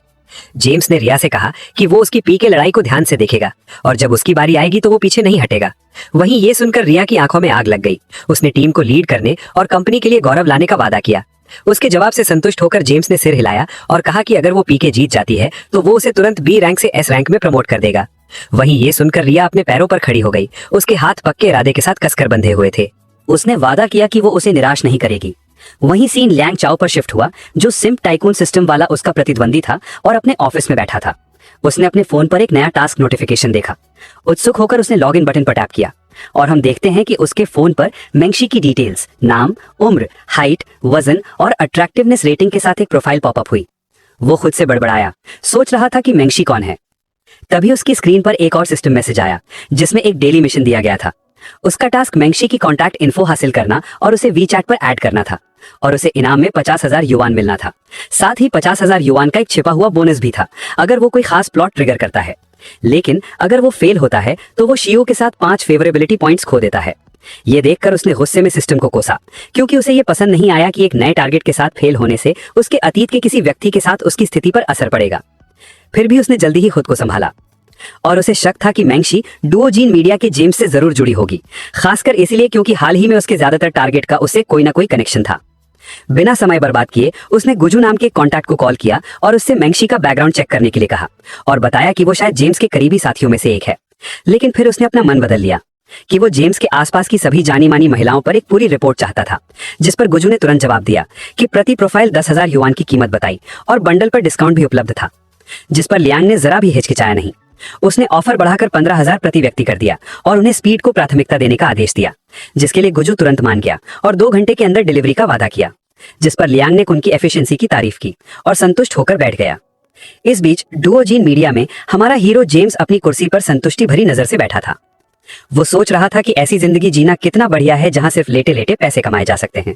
भाई, ये जेम्स क्या बोल रहा है? कहीं इसने तेल चटाई का काम शुरू तो नहीं कर दिया? ओए ओए ओए, मैं भटक गया था। लेकिन अचानक जेम्स को छींक आई। कंफ्यूज होकर उसने सोचा कि क्या कोई उसके पीठ पीछे उसके बारे में बात कर रहा था। तभी एक और सिस्टम रिवॉर्ड आया। उसके बैलेंस में 200 युआन जुड़ गए। ये देखकर वो फिर मुस्कुराया। वहीं वो कहता है कि लगता है मेंगशी आज बहुत मेहनत कर रही थी और घड़ी की तरह उसके लिए पैसे कमा रही थी। वो सोचने लगा, अगर वो इतनी काबिल थी तो उसे किसी अमीर दूसरी पीढ़ी के वारिस के पीछे भागने की क्या जरूरत थी? क्या उसके लिए खुद पहली पीढ़ी की अमीर बनना बेहतर नहीं होता? उसी पल उसका फोन बजा। उसने फोन उठाया और पूछा कि क्या हो रहा है। दूसरी तरफ से आवाज आई कि क्या वे उस शाम साथ में डिनर कर सकते हैं। शुरू में उसने मना करना शुरू किया, लेकिन वाक्य के बीच में ही रुक गया। उसने खुद को संभाला। उसने इस इंसान के साथ कुछ प्रोग्रेस की थी और अब वो उसे धोखा देने वाला था। ये उसके स्टैंडर्ड्स के हिसाब से भी बहुत घटिया था। ये न सिर्फ इमोशनली ठंडा होता, बल्कि लॉजिकली भी इसका कोई मतलब नहीं था। वो अभी भी उसके लिए पैसे कमाने के लिए कड़ी मेहनत कर रही थी। अब उसे छोड़ने का कोई वैलिड कारण नहीं था। उसने अपना लहजा बदला और उससे कहा कि वे उसकी जगह पर नहीं मिलेंगे। इसके बजाय उन्हें बाहर जाकर कहीं अच्छी जगह खाना चाहिए, जिस पर मेंगशी खुशी खुशी मान गई और कहा कि वो वही जाएगी जहां वो चुनेगा। जिस पर जेम्स ने शानशीन टावर के घूमने वाले रेस्टोरेंट का सुझाव दिया, ये बताते हुए कि वहां का नजारा बहुत अच्छा है। उसने उत्साह से जवाब दिया और पूछा कि उन्हें किस समय मिलना चाहिए, जिस पर जेम्स ने शाम 7 बजे का प्रस्ताव दिया और जिस पर मेंगशी तुरंत मान गई। उसी समय सीन स्विफ्ट होता है और सीन लियांग के ऑफिस में आता है, जहां वो एक सोफे पर आराम से बैठा था। लेकिन अचानक उसकी स्क्रीन पर एक नोटिफिकेशन चमका। इससे पता चला कि मेंगशी ने अभी शाम 6 बजे शोंगसिन टावर के लिए कार बुक की है और बहुत ज्यादा संभावना है कि डेट के लिए। उसी शाम शोंगसिन टावर के शानदार घूमने वाले रेस्टोरेंट में हीरो मेंगशी के सामने बैठा था। हाथ में वाइन का गिलास पकड़े हुए आराम से उसने टोस्ट किया, गिलास को थोड़ा उसकी तरफ उठाया। लिन मेंगशी ने अपना गिलास उसके गिलास से टकराया और दोनों ने साथ में वाइन का एक घूंट लिया। गिलास नीचे रखने के बाद जेम्स मेंगशी से कहता है कि तुमने आज बहुत ज्यादा हार्ड वर्क किया है और मैं तुम्हारे चेहरे पर थकान देख सकता हूँ। वहीं जेम्स की बात सुनकर वो हैरान रह गई। उसे उम्मीद नहीं थी कि वो इतनी छोटी सी बात पर ध्यान देगा। वहीं मेंगशी को थोड़े हैरान और गंभीर होकर कहती है कि मैं आज कई बिजनेस मीटिंग में थी और इससे मैं सच में थक गई थी। लेकिन अंदर ही अंदर जब उसने खिड़की में अपना चेहरा देखा कि उसके गाल लाल होने लगे हैं, ये सोचते हुए कि उसने उसकी थकान पर ध्यान दिया और इस चीज ने मेंगशी के दिल को छू लिया। वो सोचे बिना नहीं रह सकी कि क्या उसकी चिंता का कोई और मतलब था। इस बीच जेम्स ने अपने बर्तन उठाए और खाना शुरू कर दिया और मन ही मन सोचते हुए जेम्स कहता है कि उसे ये पूछने की जरूरत नहीं थी कि उसने कड़ी मेहनत की है। सिस्टम से लगातार आने वाले नोटिफिकेशन जो उसे पैसे कमाने के बारे में बता रहे थे, वो पूरे दिन बज रहे थे। जेम्स ने फिर से मेंगशी की तरफ देखा, इस बार हल्की मुस्कान के साथ उसे खाने के लिए प्रोत्साहित किया, खासकर मांस, ताकि वो अपनी एनर्जी वापस पा सके। जिस पर मेंगशी ने एक हल्की तारीफ वाली मुस्कान के साथ जवाब दिया और सिर हिलाया। फिर जेम्स अपना गाल हाथ पर टिकाकर वो सोचने लगा कि क्या अब उसके साथ एक असली रिश्ता शुरू करने का सही समय है। लेकिन उस कदम को उठाने का विचार ऐसा लगा कि इससे ज्यादा मुश्किलें आ सकती हैं जिनके लिए वो तैयार नहीं था। टेबल के दूसरी तरफ मेंगशी ने उसकी गहरी नजर देखी, जिसकी वजह से उसका दिल जोर से धड़कने लगा। जब उसने सोचा कि वो उसे इस तरह क्यों घूर रहा है, इससे उसे शर्म और घबराहट महसूस हुई। ठीक उसी पल जेम्स के सामने एक नया सिस्टम नोटिफिकेशन आया। इसने उसे याद दिलाया कि एक अच्छा रिश्ता बनाने के लिए कोशिश करनी पड़ती है। वहीं जेम्स अपने मन में सोचता है कि अगर सिस्टम में मौजूद महिलाओं को पूरी तरह से जीता नहीं गया तो उनकी कमिटमेंट अधूरी रहेगी, और उसे ऐसा लगा कि उन पर बिना उसके पूरी तरह से अपने हुए ज्यादा काम का बोझ डाला जा रहा है। उसने बर्नआउट से बचने और अपनी एनर्जी को बेहतर ढंग से मैनेज करने के लिए अपनी सोच को तेजी से बदला। उसने नतीजा निकाला कि उसे अपनी लिस्ट बढ़ानी होगी और चीजों को बैलेंस करने के लिए कुछ और महिलाओं को जीतना होगा। उसके विचार लू शुई की तरफ गए और उसके चेहरे पर एक शरारती मुस्कान आ गई। तभी मेंगशी हल्की मुस्कान के साथ खड़ी हुई और उसे बताया कि वो वॉशरूम जा रही है। उसने लापरवाही से हाँ कहा और वो रेस्टोरेंट के पीछे की तरफ चली गई। अब टेबल पर अकेला हीरो ने अपने विचारों को वापस सिस्टम की तरफ मोड़ा और पूछा कि उसका अगला जीतने का टारगेट कब अनलॉक होगा। जैसे ही उसने पूछा, एक और नोटिफिकेशन आया। इसने समझाया कि नए टारगेट पाने के लिए उसे अपना सोशल सर्कल बढ़ाना होगा और खुद को नए माहौल में ढालना होगा। वहीं अपने ग्लास में वाइन घुमाते हुए जेम्स ने सोचा और खुद से नए रास्ते खोजने के बारे में बड़बड़ाया। वहीं ये सोचते हुए उसकी आंखों में एक्साइटमेंट की चमक थी। उसे आने वाली चैरिटी नीलामी याद आई। ये नई मुलाकातों और शायद अगली जीत के लिए एकदम सही जगह हो सकती थी। इस बीच वॉशरूम के अंदर मेंगशी फ्रेश हो रही थी। उसने अपने हाथ धोए और अपना मेकअप ठीक किया और शीशे में अपनी शक्ल देखी और संतुष्ट होकर वो वॉशरूम से बाहर निकली। जैसे ही वो बाहर निकली, वो गलती से किसी से टकरा गई। टक्कर से वो लगभग अपना बैलेंस खो बैठी थी, लेकिन जिस आदमी से वो टकराई उसने उसे अपनी बाहों में पकड़ लिया, जिससे वो गिरने से बच गई। वहीं लियांग अपने प्लान के अकॉर्डिंग शरारती अंदाज में उसने माफी मांगी और पूछा कि क्या वो ठीक है, और गलती से हुई टक्कर के बारे में ज्यादा चिंता दिखाने लगा, जिस पर मेंगशी जल्दी से पीछे हट गई। उसकी इस हरकत से उसे अजीब लग रहा था। उसने उसे बताया कि वो ठीक है और उस घटना को भूलने की कोशिश की, लेकिन लियांग रुका नहीं और उसे इम्प्रेस करने के लिए कुछ करता है। उसने अपना हाथ आगे बढ़ाते हुए उसने पूछा कि क्या वे पहले कभी मिले हैं, ये कहते हुए कि वो जानी पहचानी लग रही है। उसकी जिद से मेंगशी साफ तौर पर चिढ़कर मेंगशी ने रूखेपन से जवाब दिया, ये साफ करते हुए कि उसने उसे किसी और के लिए समझ लिया था। जैसे ही मेंगशी उस अजीब मुलाकात से दूर चली गई, उसके मन में चिड़चिड़ाहट भर गई। उसे विश्वास नहीं हो रहा था कि इस जमाने में भी कोई ऐसी पुरानी पिकअप लाइनें इस्तेमाल करने की कोशिश कर रहा है। उसके मन में वो आदमी पूरी तरह से बेवकूफ होगा जो सोचेगा कि इस तरह का तरीका काम करेगा। इस बीच उसके पीछे लियांग उसकी परछाई को दूर जाते हुए देख रहा था। उसने उसके ठंडे व्यवहार का अध्ययन किया और खुद से सोचा कि ये सब कितना जाना पहचाना लग रहा है। ये वही जानी पहचानी कहानी थी, एक अलग अछूती देवी जो एक कथित साधारण पुरुष नायक को नीचा दिखा रही थी, लेकिन उसके लिए इससे कोई फर्क नहीं पड़ता था। उसे यकीन था कि एक बार जब क्लीशे हीरो सुंदरता को बचाने वाला पल आएगा तो वो घड़ी की तरह उसके बाहों में गिर जाएगी। ठीक उसी पल एक आदमी जो कुरकुरा सफेद सूट पहने हुए था, पास के एक दरवाजे के पीछे छिपा हुआ था, स्थिति को होते हुए देख रहा था। वहीं लियांग ने उस पर नजर डाली और उस आदमी को एक हल्का सा इशारा किया। अब उसके लिए कदम उठाने का समय था। सफेद सूट वाले आदमी ने हाथ के एक तेज इशारे से जवाब दिया, अपनी समझ का संकेत दिया और फिर चुपचाप खुद को फिर से पोजीशन देने के लिए खिसक गया। जब रास्ता साफ हो गया तो सफेद सूट वाला आदमी आराम से पीछे से मेंगशी के पास आया, एक लापरवाह मुस्कान बिखेरी और हाथ हिलाया। उसने उसे बहुत ज्यादा परिचित अंदाज में पुकारा और बातचीत शुरू करने की कोशिश की। उसका अभिवादन अशिष्ट और आगे बढ़कर किया गया था, जो साफ तौर पर प्रतिक्रिया भड़काने के लिए डिजाइन किया गया था। इसकी वजह से मेंगशी मुड़ी और उसे गुस्से से घूरा। उसकी तेज जबान ने खुद को रोका नहीं। उसने व्यंग्य से जवाब दिया, ये इशारा करते हुए कि अगर वो अकेला नहीं है तो शायद वो अपने कुत्ते के साथ घूम रहा है। उसे उसकी बकवास में कोई दिलचस्पी नहीं थी। लेकिन वो आदमी परेशान नहीं हुआ। एक बढ़ा चढ़ाकर आंख मारते हुए उसने फिर से कोशिश की। इस बार सुझाव दिया कि वे एक दूसरे को वी चैट पर जोड़ लें। ये हरकत आखिरी हद थी और इसकी वजह से उसकी आवाज तेज और गुस्से वाली हो गई जब उसने उसे चले जाने के लिए कहा। लेकिन फिर भी वो आदमी लगा रहा। उसने इसे हंसी में उड़ा दिया, उसे मसालेदार कहा और उसकी तुलना एक छोटी मिर्च से की, ठीक उसी तरह की लड़की जिसे वो पसंद करने का दावा करता था। इन हरकतों से मेंगशी का सब्र और भी कम हो गया। उसने उसे चेतावनी दी कि वो अपनी जबान पर लगाम रखे और कुछ इज्जत दिखाए, लेकिन पीछे हटने के बजाय उस आदमी ने अचानक उसकी कलाई पकड़ ली और उसका चेहरा घमंडी हो गया जब उसने कहा कि जिस भी औरत पर उसकी नजर पड़ती है वो उसकी हो जाती है। वहीं ये सुनकर मेंगशी हैरान रह गई और उसने तुरंत उसे छोड़ने को कहा, अपनी आवाज तेज करते हुए। वो आदमी उसकी बात को नजरअंदाज करके फिर से हंसा। उसने कहा कि उसका उसे छोड़ने का कोई इरादा नहीं है और उसने रात के लिए उसे इनवाइट किया, साथ में बाहर जाने का सुझाव दिया और वादा किया कि नीचे खड़ी उसकी लग्जरी सुपर कार में उसे बहुत अच्छा समय मिलेगा। उसका लहजा घटिया था, उसके इरादे साफ थे, लेकिन इससे पहले कि वो अपनी हरकतें जारी रख पाता, वहां पर हीरो की एक्टिंग करते हुए वहां लियांग ठीक उनके बीच आ गया और नाटकीय अंदाज में उसने उस आदमी को धक्का दिया और गुस्से का नाटक किया और गुस्से से भरी आवाज में उसने उस आदमी को मेंगशी की बात न मानने के लिए डांटा और चिल्लाकर कहा कि उसने साफ साफ छोड़ने को कहा था, लेकिन तुम्हें इंसानों की भाषा भी समझ आती है। और इससे आगे क्या होगा वो नेक्स्ट एपिसोड में क्या होता है और क्या लियांग मेंगशी का दिल जीत पाएगा।